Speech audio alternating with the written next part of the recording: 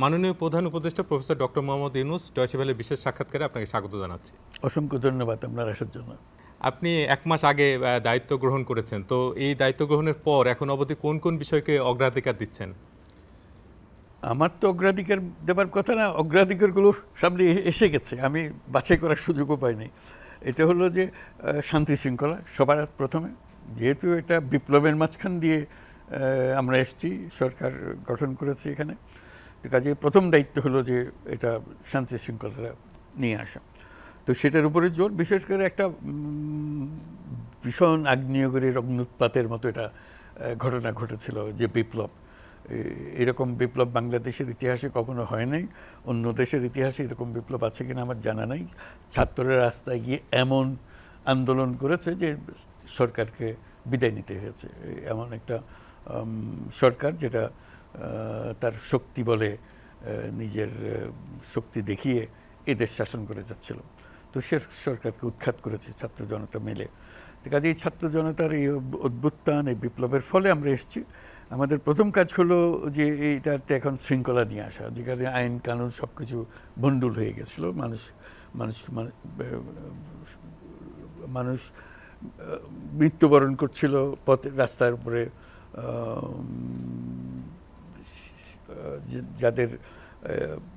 যারা ক্ষমতায় ছিল তাদের আক্রমণের মুখে। তো কাজেই সেটা ছাত্রদের মধ্যে সীমাবদ্ধ থাকেনি, জনতা এগিয়ে এসছে, সকল শ্রেণীর মানুষ যে এগিয়ে এসছে। বাংলাদেশে এমন কোনো লোক ছিল না যে এটাতে শরিক মনে করে নাই। এটা করে জনমত নির্বিশেষে এটার মধ্যে শরিক হয়েছে এক ব্যক্তি, যে সরকারকে যেতে হবে, এবং তাকে যেতে হয়েছে শেষ পর্যন্ত। এই যে একটা বিরাট শক্তির উদ্ভূত হলো, সেই শক্তির মাঝখানে আমাদেরকে বলা হয়েছে যে এই দেশ তোমরা এখন আমাদের স্বপ্নকে বাস্তবায়ন করার জন্য তোমাদেরকে আমরা দায়িত্ব দিলাম। কাজে আমরা একটা বিরাট দায়িত্ব নিয়ে এটাতে এসেছি, এবং এদিকে হলো বিপ্লব, এদিকে হলো স্বপ্ন। এই বিপ্লব থেকে এই শান্তি শৃঙ্খলা এনে সমাজে নিয়ম শৃঙ্খলা প্রতিষ্ঠিত করে ওই স্বপ্ন কীভাবে বাস্তবায়ন হবে, স্বপ্নের পৃথিবী, স্বপ্নের বাংলাদেশ গড়ে তোলা। তারা বলছে নতুন বাংলাদেশ হবে, অতীতের বাংলাদেশকে আমরা বিদায় দিলাম, আমরা নতুন বাংলাদেশ করব। এবং সবাই এই নতুন বাংলাদেশে একটা বিশ্বাসী, এমন না যে না হবে, যে আগের মতোই চলবে, এরকম না। সবাই মনে করে যে এটা বিরাট একটা পরিবর্তন হবে। এই যে একটা এক্সপেকটেশন, এই যে একটা আকাঙ্ক্ষা মানুষের, এই আকাঙ্ক্ষার জবাবে সেটা কী জিনিস আমরা তাদেরকে দিতে পারি, এটা আমাদের জন্য একটা চ্যালেঞ্জ। কারণ আকাঙ্ক্ষা সীমাহীন আকাঙ্ক্ষা, তো কত দূর গেলে তারা মনে করবে যে হ্যাঁ আমরা আমাদের আকাঙ্ক্ষার মোটামুটি একটা রূপ পেয়েছে। তা আমাদেরকে সেটা, যেটা বাস্তব আকাঙ্ক্ষা, অনেক সময় বাস্তব না, একটা অবাস্তবের মধ্যে একটা আকাঙ্ক্ষা জেগে ওঠে, হুইচ ইজ গুড, যেটা হচ্ছে তার মধ্যে একটা বাস্তবতার একটা সীমা নিয়ে আসতে হয়, তারপর আস্তে আস্তে আরও উপরের দিকে যাওয়া। কাজে আমাদের দায়িত্ব অনেক শান্তি শৃঙ্খলা রক্ষা করা। আর অর্থনীতি একটা বিশৃঙ্খল ভঙ্গুর অর্থনীতি রয়ে গেছে, যে কারণে মানুষ এত বিক্ষুব্ধ হয়েছিল। সব কিছু ভাঙাচোরা, লুটপাটের একটা বিষয় হয়ে গেছিলো, সব কিছু লুটপাট। এটা লুটের একটা সরকার ছিল। কাজেই সেই লুটের সরকার থেকে এটা সত্যিকার সরকার, জনগণের কল্যাণের সরকার প্রতিষ্ঠিত করা, এটাও মানুষের একটা আকাঙ্ক্ষা, এবং এটা দ্রুত দেখতে চায়, সেগুলো আমাদের করার চেষ্টা। কাজে আমি বলবো যে শান্তি শৃঙ্খলা রক্ষা করা এবং তাদের যে আকাঙ্ক্ষা পূরণের বাস্তব পদক্ষেপ নেওয়া। আমাদের মাত্র 1 মাস গেল, এই 1 মাসের মধ্যে আমরা যতটুকু সম্ভব করেছি, আরও হয়তো বেশি করার তাদের আশা ছিল, কিন্তু আমরা হয়তো তারা পূরণ করতে পারিনি। ক্রমে আমাদের কাজ এবং তাদের আশা দুটোকে একটার উপরে একটা ওভারল্যাপ করলে মনে হবে যে হ্যাঁ এটা সহনীয় পর্যায়ে আছে, অথবা তারা আনন্দিত হচ্ছে এটা দিয়ে, ওইটুকুই আমরা চেষ্টা করছি। আপনি দায়িত্ব গ্রহণের পর থেকে খুব আলোচনায় আছে যে রাষ্ট্র সংস্কার, এবং সেই রাষ্ট্র সংস্কারের সঙ্গে আরেকটি কথা শোনা যাচ্ছে যে সংবিধান পুনর্লিখনের একটা দাবি উঠছে, এবং বলা হচ্ছে যে সংবিধান পুনর্লিখন ছাড়া আসলে গণতন্ত্র প্রতিষ্ঠা সম্ভব নয়। তো এই বিষয়টি আপনি কিভাবে দেখছেন? আমি সবার মতোই, এই একটা মস্ত বড় সুযোগ, এই সুযোগ জাতির জীবনে আবার কোনোদিন আসবে কিনা তাও জানি না। না আসাটাই স্বাভাবিক হোক, এটা অস্বাভাবিক পরিস্থিতি, আমরা এরকম অস্বাভাবিক পরিস্থিতি আবার হোক সেটা আমরা চাই না। তো না চাইলে তাহলে ওই গোড়াতে হাত দিতে হবে, সংবিধানে হাত দিতে হবে। তো সেখানে প্রশ্ন হচ্ছে সংবিধান আবার নতুন করে লিখতে হবে, নাকি যে সংবিধান আছে তার মধ্যে কিছু গুরুত্বপূর্ণ সংশোধনী আনতে হবে।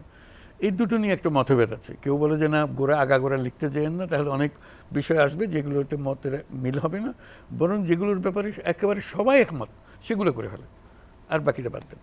ঠিক আছে, এটার জন্য এখন কমিশন হবে, কমিশন এগুলোর বিচার বিবেচনা করবে, জনমত গঠন করবে, যে সবাই যদি একমত হয় যে এইটাই আমাদের ভালো, এইটাতেই আমরা অগ্রসর হব, তাহলে আমরা একটা পথ পেলাম। এইটার উপর ভিত্তি করে নির্বাচন হবে, কারণ ওটা না হওয়া পর্যন্ত আমরা নির্বাচনের রূপরেখা ঠিক করতে পারছি না, কী ধরনের কিসের নির্বাচন হবে, কী পদে নির্বাচন হবে ইত্যাদি ইত্যাদি, কী ধরনের নির্বাচন হবে, সব কিছুই সংবিধানের ভেতরেই থাকবে।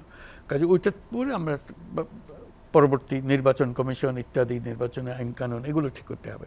এটা হলো এক পথ। একটা হলো সব ক্ষেত্রে রিফর্ম দরকার, সংস্কার দরকার। এটার পুরো আন্দোলনের আমি যদি ব্র্যান্ড নেম একটা খুঁজতে চাই, তাহলে সংস্কার হলো তার ব্র্যান্ড নেম। সংস্কার বললে বোঝা যাবে এই মানুষের আকাঙ্ক্ষা, এই আকাঙ্ক্ষাকে পূরণ করার দায়িত্ব এখন আমাদের কাছে এসছে, এবং মানুষকে সঙ্গে নিয়ে, কারণ আকাঙ্ক্ষাটা মানুষের, আমরা শুধু তাদের সঙ্গে থেকে থেকে এগুলো পূরণ করার দায়িত্ব। আকাঙ্ক্ষা আমাদের মধ্যে না যে আমরা আকাঙ্ক্ষা সৃষ্টি করি না, তারা আকাঙ্ক্ষা সৃষ্টি করে, আমরা সেই আকাঙ্ক্ষার অংশীদার। আমরা দায়িত্ব নিয়েছি যেন তাদের এই আকাঙ্ক্ষা সর্বোচ্চ পর্যায়ে আমরা পূরণ করতে পারি। বাংলাদেশের অর্থনীতি নিয়ে যদি একটু কথা বলি, যে গত কয়েক বছর ধরেই নানা রকম সংকটের মধ্যে দিয়ে যাচ্ছে অর্থনীতি। এর মধ্যে ডলারের তীব্র সংকট, ঋণের নামে ব্যাংক লুটপাট আর বিদেশে অর্থ পাচারের বিষয়গুলো তো এই সংকট আরও গভীর করেছে বলে বিশেষজ্ঞরা মত দিচ্ছেন। এবং সাম্প্রতিক সময়ে শ্রমিক অসন্তোষ সহ নানা কারণে, নানা আন্দোলনেও রপ্তানি ক্ষতিগ্রস্ত হয়েছে। তো ব্যবসা এবং অর্থনীতিকে পুনরায় সন্তোষজনক অবস্থানে ফিরিয়ে আনার ক্ষেত্রে আপনি কী ধরনের উদ্যোগ নিচ্ছেন? আপনি সমস্যাটা বলেই দিয়েছেন, এই হলো সমস্যা। এটা লুটপাটের একটা অর্থনীতি, লুটপাটের একটা সরকার, তার মাত্র লক্ষ্য ছিল নিজের টাকা পয়সা করার আগ্রহ। তো কাজে এটা শৃঙ্খলাবদ্ধ অর্থনীতি, নিয়ম শৃঙ্খলা মেনে চলা, এগুলো হয় নাই। 60,000 কোটি টাকা শুধু ছাপানো হয়েছে তাদের সুবিধার জন্য, কিন্তু মানুষের যে মুদ্রাস্ফীতি হবে এটার দিকে তাদের কোনো মনোযোগ ছিল না। কাজে তারা 60,000 কোটি টাকা ছাপিয়ে নিয়েছে, এদিকে মুদ্রাস্ফীতি হয়েছে। এখন এটাকে মুদ্রাস্ফীতি ফলে মানুষের জনজীবন অসম্ভব হয়ে গেছে। তো সেটাকে কীভাবে সমাধান করা যাবে? ব্যাংকিং সিস্টেম একটা পুরাটাকে ধ্বংস করে দিয়েছে। কেন্দ্রীয় ব্যাংক বলতে কোনো জিনিস ছিল না, তার যে একটা নীতি থাকবে, তার যে একটা লক্ষ্য থাকবে, সেটা ছিল না। কাজে এগুলো সমস্ত কিছু আবার নতুন করে গড়ে তুলতে হচ্ছে। এটা সহজ জিনিস না, কঠিন জিনিস, তবু আমাদের করতে হবে। এটার থেকে আমাদের দূরে সরে আসার কোনো উপায় নেই। দেশকে বাঁচাতে হলে, দেশকে সামনে নিয়ে যেতে হলে, শুধু বাঁচানো নয়, সামনে নিয়ে যেতে হবে। কারণ আকাঙ্ক্ষা হলে সামনে যাওয়ার, আকাঙ্ক্ষা হলে যে আমরা সূর্যকে ছুঁতে চাই, এরকম একটা আকাঙ্ক্ষা। কাজে সেই আকাঙ্ক্ষা পূরণের জন্য ওই ভিত্তিটা করতে হবে। ওই ভিত্তির জন্যই আমরা এখন চেষ্টা করছি। আমরা 1 মাস হলো মাত্র, ওই যে বললাম যে এই কাজে নেমেছি। কিছুটা শৃঙ্খলা এসছে, সবটা পেরে গেছি তা না। যেটার অভাব আছে, বৈদেশিক মুদ্রার অভাব আছে, বড় বড় প্রকল্প নেওয়া হয়েছে, বিশাল বিশাল অঙ্কের ঋণ নেওয়া হয়েছে, এবং শোধ করার পালা এসছে আমাদের উপরে। ওনারা যেটা নিয়ে গেছেন, এইখানকে বড় বড় প্রকল্পের যারা অংশীদার হয়েছেন, যারা তার ভোগ দখল যা করার করে গেছেন, এখন টাকাটা জনগণকে পরিশোধ করতে হবে। সেই পরিশোধের টাকা কোথার থেকে আসবে, কিভাবে আসবে, এই চিন্তা আমাদের বড় চিন্তা। যে আমরা পৃথিবীর সামনে এমন একটা রাষ্ট্র হতে চাই না যেটা তার অঙ্গীকার রক্ষা করতে পারে না। আমরা অঙ্গীকার রক্ষা করতে চাই, তো সেই জন্য আয়োজন করতে চাই, সেটা আমাদের একটা বিরাট জিনিস, এটা করব। কিন্তু এর সঙ্গে সঙ্গে অর্থনীতিকার জোর ভিত্তির উপরে, মজবুত ভিত্তির উপরে দাঁড় করাতে চাই, যাতে করে ভবিষ্যতে এই ধরনের পরিস্থিতির সৃষ্টি না হয়। কাজে আমাদের কাছে কাজের পরিমাণ অনেক, আমরা চেষ্টা করে যাচ্ছি যাতে করে, আমার বিশ্বাস যে আমরা পারবো। ছাত্র জনতার নেতৃত্বে যে গণ অভ্যুত্থান এবং তারপর শেখ হাসিনার সরকারের পতন ঘটলো, এবং এরপর থেকে একটা বিষয় খুব আলোচনা হচ্ছে যে সুশাসন নিয়ে, যে মানে বিশেষ করে নাগরিক অধিকার, মানুষের নিরাপত্তা পাওয়ার অধিকার, পুলিশের সেবা পাওয়ার অধিকার, এই বিষয়গুলোতে এখনও পুরোপুরি নিশ্চিত করা যায়নি বলে অনেকে মত দিচ্ছেন। তো এই বিষয়ে আপনার মূল্যায়ন কি, এবং পরিস্থিতির উন্নয়নে আপনার সরকার কি করছে? চেষ্টা করছি, আমরা চেষ্টা করছি, এগুলো পুরোপুরি হয়নি, কথা ঠিক। কারণ এটা এমন এক সময়ে আমরা এসেছি যেখানে জনপ্রশাসনে যারা দায়িত্ব পালন করত তারা হয় পালিয়ে গেছে, কারণ তারা সব অপরাধ করেছে, পালিয়ে গেছে। বেশিরভাগ অনেক লোক পালিয়ে গেছে জনপ্রশাসনের বিভিন্ন গুরুত্বপূর্ণ স্থানে যারা ছিল, অথবা তারা আছে কিন্তু তাদের সহকর্মী যারা আছে তারা তাদের উপরে সাংঘাতিক বিক্ষুব্ধ, কাজে অনেকেই বিক্ষোভের মুখে পদত্যাগ করে চলে গেছে। কাজে একটা বিরাট শূন্যতার সৃষ্টি হয়েছে। এই জনপ্রশাসনে এই শূন্যতা পূরণ করতে গিয়ে আবার মুশকিল, যে ওরে কেন দিলেন, এরে কেন দিলেন না, ইত্যাদি ইত্যাদি প্রশ্ন উঠছে। ঠিক আছে, এর মধ্য থেকে আমাদের শুধু মানুষকে আমরা বোঝাচ্ছি, দেখো আমাদের বিবেচনায় যেটুকু সঠিক সেটাই আমরা করব, আমরা আপনাদের সহযোগিতা চাইতেছি। আপনারা প্রত্যেকটা সিদ্ধান্তে যদি মনে করেন যে এটা অন্যরকম হলে ভালো হতো, তাহলে কাজ অগ্রসর হবে না। কাজে আমরা করি একটা, আমাদের উপর আস্থা রাখেন, সেভাবে অগ্রসর হয়। মানুষ আস্থা রাখছে, মানুষ বুঝছে যে এটা করা ছাড়া গত্যন্ত নেই, সরকারকে চলতে হবে এটা। কাজে আমরা সেদিকে অগ্রসর হয়েছি, বহু পরিবর্তন হয়েছে, নতুন প্রধান বিচারক নিয়োগ হয়েছে। এটা একটা মস্ত বড় জিনিস ছিল। প্রধান বিচারকের প্রতি সবার আস্থা আছে, সবাই খুশি হয়েছে। সমস্ত বিশ্ববিদ্যালয়ের ভিসি চলে গেছে, নতুন ভিসি নিয়োগ করা হতেছে, ভিসির সঙ্গে প্রভিসি নিয়োগ করতে হবে। সমস্ত বিশ্ববিদ্যালয়, একটা দুটো বিশ্ববিদ্যালয় না, এখন একজনকে দিলেই এর পক্ষে আছে কেউ, বিপক্ষে আছে কেউ, একটা হইচই হয়ে যাবার কথা। আমাদের কপাল ভালো, এই পর্যন্ত যত ভিসি দেওয়া হয়েছে সবাই খুশি মনে গ্রহণ করেছে। এটা আমাদের সৌভাগ্য বলতে হবে যে আমাদের বিচার বিবেচনাকে তারা প্রশংসা করেছে, তাদেরকে আমরা দিয়েছি। কাজে ক্রমে ক্রমে আস্তে আসছে যে একটা পরিবর্তিত পরিস্থিতিতে আবার নতুন করে শিক্ষা ব্যবস্থা চালু হবে, আবার নতুন করে বিচার ব্যবস্থা চালু হবে। অ্যাপেলেট ডিভিশনের বিচারক নিয়োগ হয়ে গেছে, সবাই গ্রহণ করেছে। কাজে অনেকগুলো পরিবর্তন একসঙ্গে করতে হচ্ছে আমাদেরকে। তো সেই করতে গিয়ে সব মানুষ একেবারে নিখাতভাবে আসবে এটা এক্সপেক্টেড না। কাজে মাঝে মাঝে একটা আওয়াজ ওঠে যে এটা কেমনে আসলো, ওরা কেমনে আসলো। আবার কিছু মানুষের মনে হয় যে আমি হলে ভালো হতো, ওকে দেওয়া হলো কেন, ইত্যাদি ইত্যাদি। তো সব বুঝে আমরা বলবো যে অবস্থা উন্নতির দিকে চলছে এবং সরকার ক্রমশ জনসমর্থন পাচ্ছে যে আমরা কাজগুলো যেগুলো করছি এর পেছনে দাঁড়াচ্ছে। আপনার সরকারের কাছ থেকে আমরা এখন পর্যন্ত যে পরিসংখ্যান পেয়েছি তাতে জুলাই আগস্টের যে গণ অভ্যুত্থান এবং সেই সময়ে 1000-এর বেশি মানুষ মারা গেছেন এবং এই যে বিপুল প্রাণহানি, এসব ঘটনার বিচারে এখন পর্যন্ত যে উদ্যোগগুলো নেওয়া হয়েছে তাতে আপনি কি সন্তুষ্ট? না, এখন সন্তুষ্ট হওয়ার সময় আসে না। তো একটা হলো যে আমাদের প্রথম দৃষ্টি হচ্ছে তালিকা করা, যেটার কথা আপনি বললেন, এই সংখ্যাটা কত। আমরা একদম পরিষ্কারভাবে ব্যক্তি কেন্দ্রিক প্রত্যেকের নিয়ে তার তথ্যগুলো সংগ্রহ করছি, ডাটাবেস তৈরি করছি, যাতে করে আমরা জানি।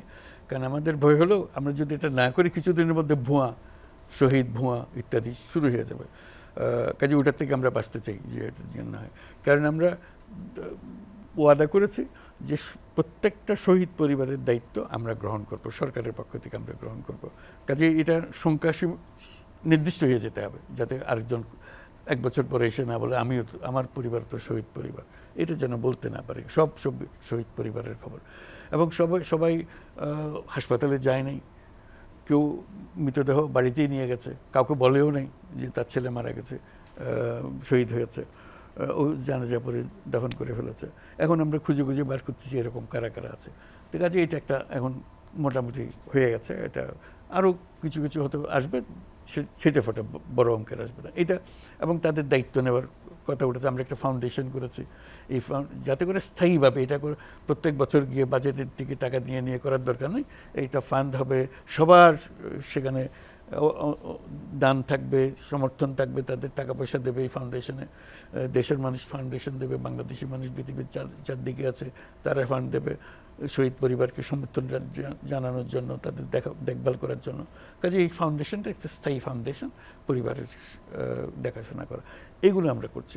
তো কাজে এইগুলো করে তারপরে বাকি সমস্ত কাজ, একটু শহীদদের পরিবার যারা বেঁচে আছে তাদের পরিবার, সব কিছু মিলিয়ে এখন আমরা কর্মসূচি নিচ্ছি যাতে করে সামনে আমরা অগ্রসর হতে পারি। বাংলাদেশের সংখ্যালঘুদের উপর যে মানে সম্প্রদায়ের উপরে হামলার ঘটনা গত কয়েক দশকেই আমরা আসলে বেশ কয়েকবার শুনেছি। গত সরকারের সময়ও বেশ কয়েকবার এ ধরনের হামলার কথা শোনা গেছে এবং সর্বশেষ শেখ হাসিনা সরকারের পতনের সময়ও এ ধরনের হামলা ঘটেছে বলে জানিয়েছে জাতীয় হিন্দু মহাজোট এবং হিন্দু বৌদ্ধ খ্রিস্টান ঐক্য পরিষদ নামের দুটি সংগঠন। এবং সংখ্যালঘু নির্যাতন বন্ধের দাবিতে আমরা রাজপথে নানা রকম শান্তিপূর্ণ কর্মসূচিও দেখতে পাচ্ছি গত কয়েকদিন ধরে, গত কয়েক সপ্তাহ ধরে। তো এই যে সংখ্যালঘুদের উপরে হামলার ঘটনা ঘটছে, এইটা বন্ধের আসলে স্থায়ী সমাধান কি হতে পারে আপনার কাছে কি মনে হয়? এটা বাংলাদেশের একক সমস্যা না, একক বাংলাদেশের সমস্যা, সব দেশে সংখ্যালঘু নিয়ে সমস্যা হয়। পৃথিবীর বিভিন্ন আমেরিকাতেও সংখ্যালঘু নিয়ে সমস্যা আছে। কাজে একটা তো ওইটা ওয়ার্ল্ড ওয়াইড, যেটা এটার বাইরে যখন যায় তখন মানুষ উৎকণ্ঠিত হয়ে যায়। কি হচ্ছে বাংলাদেশে যেটা বলা হচ্ছে সেটা হলো ওর বাইরের বিষয়টা, যেটা বরাবর সবার জায়গায় সবসময় হচ্ছে সেটা না।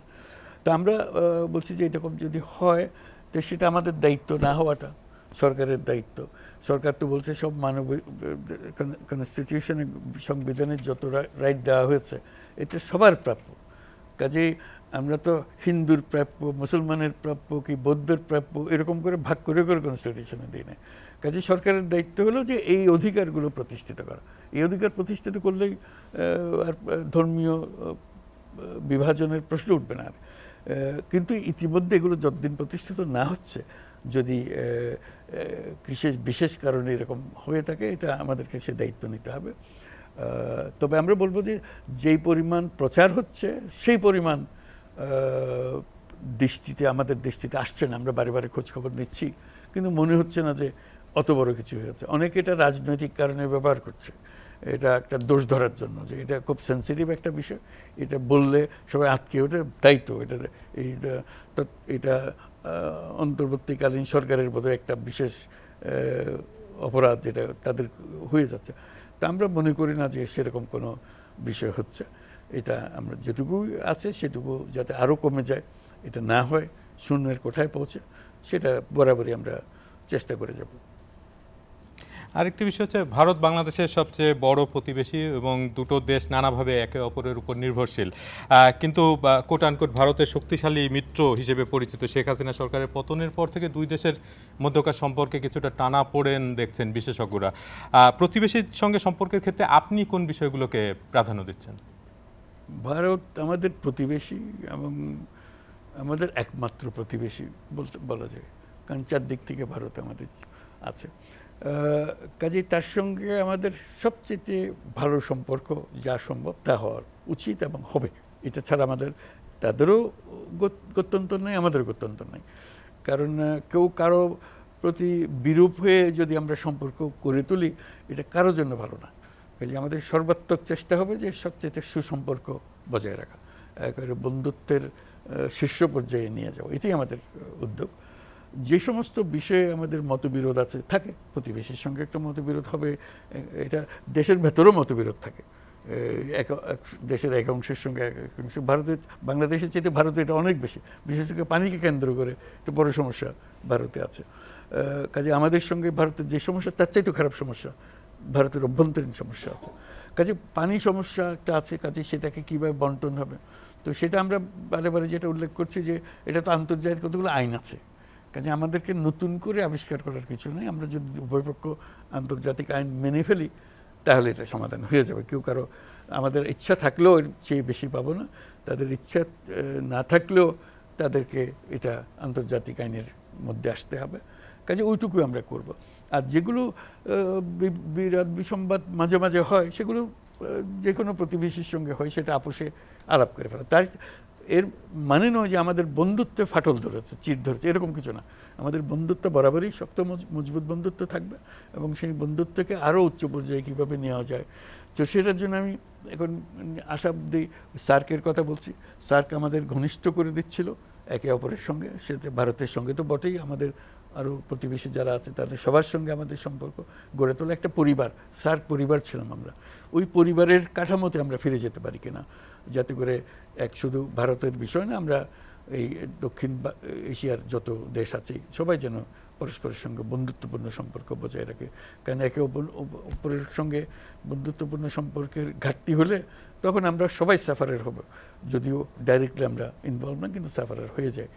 ওটা যেন আমাদের না হয়, আমরা শান্তিপূর্ণ জোন হিসেবে এটা আমরা করতে চাই। বিমস্টেক আছে, বিমস্টেকের মধ্যে আমরা উৎসাহ সহকারে অংশীদার হই। তার সঙ্গে সার্কটাকেও আমরা আবার পুনর্জীবিত করি, যে কারণে এটা স্থিমিত হয়ে গেছিল সেই কারণগুলো আমরা সরিয়ে দিই যাতে করে আবার কাছে আসে। এটা ইউরোপিয়ান ইউনিয়নের মতো হবে এরকম আশা নিয়েই তো আমরা সার্ক করেছিলাম, যে আমাদের যার পাসপোর্টই থাকুক এটা নিয়ে ভিসা দরকার হবে না, বিনা ভিসায় ঘুরে বেড়াবো, এদিকে ওদিকে যাব, ব্যবসা বাণিজ্য যা এখানে ইচ্ছা ব্যবসা বাণিজ্য করবে। কি চমৎকার সব আইডিয়া! এখানকার শিল্পী, এখানকার অধ্যাপক ওদিকে যাবে, এখানকার ওদিকে এরা আসবে। কাজে এটা পুরো এলাকাটা নিজস্ব এলাকার মতো মনে হবে। তো কাজে এক দেশের একটা ভালো জিনিস আমরা আরেক দেশে নিয়ে আসবো, এই জিনিসগুলো করা, এটা একটা স্বপ্ন যেটা আমাদেরকে পূরণ করতেই হবে। আজকে করি আর কালকে করি, সার্ক আজকে যদি আটকেও যায়, কিন্তু আমাদেরকে এসে বাধা বিপত্তিগুলোর থেকে বেরিয়ে আসতে হবে, বিমস্টেককে আরও শক্তিশালী করতে হবে। ওইদিকে আমাদের মনোযোগ দেওয়া দরকার। আরেকটি বিষয় হচ্ছে যে বিগত সরকারের সময়ে দেখা গেছে যে সরকারের যে নিয়োগ প্রক্রিয়া, সেই নিয়োগ প্রক্রিয়ায় অধিকাংশ ক্ষেত্রেই আওয়ামী লীগ পন্থীদেরকে প্রাধান্য দেওয়া হয়েছে, এবং আপনি দায়িত্ব গ্রহণের পর বেশ কিছু পদে পরিবর্তন আনা হয়েছে, এবং এই অভিযোগটাও উঠতে শুরু করেছে মানে কিছু কিছু ক্ষেত্রে যে দেখা যাচ্ছে যে কোনো কোনো পদে রাজনৈতিক পরিচয়ে পরিচিতদেরকে নিয়োগ দেওয়া হচ্ছে এই অন্তর্বর্তী সরকারের সময়েও। তো এই বিষয়টা আপনি দেখছেন কিনা? এটা উল্টোভাবে দেখতে পারেন, যাদের নিয়োগ দেওয়া হয়েছে পরে খোঁজ দেওয়া দেখা যাচ্ছে উনি এই দলে না ওই দলে ছিলেন বলে উনি আসেন নাই। নিয়োগ পাওয়ার পরে যেহেতু উনি সিভিল সার্ভিসে আছেন, কাজে তার একটা পোস্টিং দরকার, পোস্টিং হয়েছে, পোস্টিং বলে ও তো ওই দল করে। আমরা এমন পর্যায়ে ছিলাম যে গত 16 বছর এমন একটা সংস্কৃতির ভেতর দিয়ে আমরা এসেছি, দল ছাড়া কেউ কিছু করতে পারছে না। কাজে দলের একটা মার্কা ছাপ সে স্বেচ্ছায় গ্রহণ করেছে যাতে করে সে দিন কাটাতে পারে। আজকে যদি ওইটা নিয়ে আসে ও তো দল করেছে, তাহলে আমরা যাবার পথ খুঁজে পাবো না। তো সেখানে অতি দল করেছে, সামান্য দল করেছে, মাঝামাঝি দল করেছে, এটাও হতে পারে যে একটা অতি দলের মানুষ দল করেছে কিন্তু অতি দল করেছে।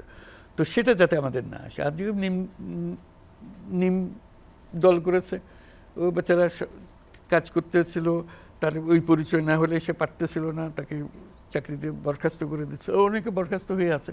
তাদের দাবি হলে আমাদের দাবি অগ্রগণ্য, হুইচ ইজ রাইট। আমাকে তো বের করে দিয়েছে যেহেতু আমি অন্য দল করতাম। তো তাদেরকেও যাতে আমরা তাদের দাবিও গণ্য করা, এবং যে বর্তমানে আছে তাকেও যদি অতি বাড়াবাড়ি না করে থাকে, সে যদি কাজ চালিয়ে যেতে পারে চালাক, এইভাবে চলছে আর কি। আমরা এটা বলছি না যে একেবারে নিষ্কলুষ বাংলাদেশে কাউকে খুঁজে পাওয়া যাবে না, যে কোনো দিকে নেই, এই দলও নেই ওই দলও নেই, এটা বোধহয় খুঁজে পাওয়া যাবে না। কাজে চলতে হলে আমাদেরকে এমনভাবে চলতে হবে যে দলটা আবার ভারী হয়ে না যায়, যে এটাই তার একমাত্র বিবেচ্য বিষয়। এটা আমাদের পরিবেশ যেটা আমরা সৃষ্টি করব, সেই পরিবেশের উপরে নির্ভর করবে প্রধানত দলের কোনো বিষয় আছে কিনা। আমাদের যেহেতু নিজেদের দল নেই, কাজেই আমরা নির্দলীয়ভাবে দেখতে পারি এবং আমাদের কার্যক্রম চালাতে পারি। সর্বশেষ প্রশ্ন আপনার কাছে, যে বাংলাদেশে আগামী নির্বাচন কবে নাগাদ অনুষ্ঠিত হতে পারে, এবং সেই নির্বাচনের মাধ্যমে একটি অন্তর্ভুক্তিমূলক গণতন্ত্র প্রতিষ্ঠার ব্যাপারে আপনি কতটা আশাবাদী? আমি পুরোপুরি আশাবাদী। অবশ্যই এটা না হলে তো এই সরকারের কোনো অর্থই হবে না। ওই নির্বাচন করতে হবে, এবং এটা বাংলাদেশের ইতিহাসে সবচেয়ে ভালো একটা নির্বাচন হিসেবে যাতে গৃহীত হয়, সবাই আনন্দ সহকারে রাস্তায় নাচানাচি করতে পারে যে নির্বাচন হয়ে গেছে, কারো কোনো অভিযোগ নেই নির্বাচনের বিরুদ্ধে। তাহলে মনে করব যে আমাদের এই সময়টা এখানে কাটানো, এই দায়িত্বে কাটানো সার্থক হয়েছে, যে মানুষ আনন্দ করছে। এটা বলছে না যে ওই করে গোপনে ভোট চুরি, বাক্স চুরি করছে কিংবা কোনো একটা উপদ্রব করে এটা নির্বাচন, ওইটা যেন আমাদের কাছে না আসে। কাজে সেটার জন্য পরিবেশ সৃষ্টি লাগে, সেটার জন্য আইন কানুন লাগে। সেই জন্য আমাদের এই কমিশন আমরা করছি, যে প্রথম হলো কনস্টিটিউশন, সংবিধান কী হবে, কারণ সংবিধান হলো মূল আইন। ওইটা হলে তারপরে আমরা নির্বাচনী আইন ইত্যাদি, নির্বাচনী কমিশন ইত্যাদি গঠন করতে পারি। কাজে সেই প্রক্রিয়া আমরা শুরু করছি। এখন আস্তে আস্তে এই কমিশনগুলো হবে, দ্রুত তাদের মতামতগুলো পাবো, দ্রুত পরবর্তী পদক্ষেপে যাব, যাতে করে আমরা নির্বাচন কমিশন পুনর্গঠন করতে পারি, নির্বাচনের আইন কানুন নতুন করে রচনা করতে পারি, যাতে করে নির্বাচনটা হয়। এই প্রক্রিয়া প্রথম হলো সংস্কার, এই সরকারের বড় জিনিসটা হলো সংস্কার। মাথার মধ্যে একদম ধ্রুবতারার মতো জেগে থাকবে যে এই সংস্কারটা সম্পূর্ণ করতে হবে। এই জন্য করতে হবে এমন না যে আচ্ছা ঠিক আছে না করলেও বা কী হয়, এরকম না। কারণ আমরা আমাদের জাতীয় জীবনে বোধহয় একমাত্র সুযোগ পেলাম এটা, এই সুযোগ আর জীবনে ফিরে আসবে না, যে এই পরিস্থিতিতে এইভাবে হয়েছে এবং যাতে না হয় সেটারই আমাদের চেষ্টা, যে কোলাপস করে না যায়, আমাদের সব কিছু কোলাপস করে গেল, ওইটা যেন না হয়। যে আমরা এই যে সরকার নির্বাচনের মাধ্যমে আসবে সেটা একটা কন্টিনিউয়ামের মধ্যে দিয়ে চলবে, এটা একটার পর একটা নির্বাচন হবে, আসবে যাবে ইত্যাদি। হঠাৎ করে সব কিছু জিরোতে গিয়ে পৌঁছবে না, যে আবার নতুন সূত্রে আবার সব কিছু। এখন আমাদের নতুন সূত্রে যাত্রা শুরু, সেজন্য বলা হচ্ছে নতুন বাংলাদেশ। পুরনো বাংলাদেশ ইতি, আমরা এটা কাট অফ করে দিয়েছি, এটা শেষ, এটা নিয়ে আর চিন্তা করেন না। আমরা নতুন বাংলাদেশের নাগরিক হিসেবে জেগে উঠবো, যে আমাদের নতুন বাংলাদেশের সমস্ত ইনস্টিটিউশন জেগে উঠবে। ওই মূল কাঠামোটা ঠিক করতে হবে। এই হলো সংস্কার। এই সংস্কার যদি না হয় এই সরকারের কোনো অর্থ নাই, এই বিপ্লবেরও কোনো অর্থ নাই। খামোখা এক সরকার বাদ দিয়ে আরেকটা সরকার দিলেন, এটা বাদ দিয়ে এই পলিটিক্যাল পার্টি বাদ দিয়ে আরেক পলিটিক্যাল পার্টি আসলো, কি আসলো গেল, আজকে ওরা চুরি করছে, কালকে তারা চুরি করবে, এটা দিয়ে তো হবে না। যাতে ভবিষ্যতে যে দলই আসুক আর চুরি করতে সাহস পাবে না, সুযোগ থাকবে না, এমনভাবে আমাদেরকে করতে হবে যাতে আমরা এটা সভ্য জাতি হিসেবে এবং আদর্শ জাতি হিসেবে জেগে উঠতে পারি। এবং সে ক্ষমতা এই যে তরুণ সম্প্রদায় এবং যার জনতা, যারা এগুলো এই বিপ্লব আনলো, তাদের মনে এই স্বপ্ন এবং তারা সেটা করতে পারে, সেই নতুন যাত্রা শুরু করার জন্য আমরা প্রস্তুত আছি এখন। Professor doctor Mohammad Yunus Deutsche ভ্যালিকে সাক্ষাৎকার দেয়, আপনাকে অসংখ্য ধন্যবাদ। ধন্যবাদ আপনাকে।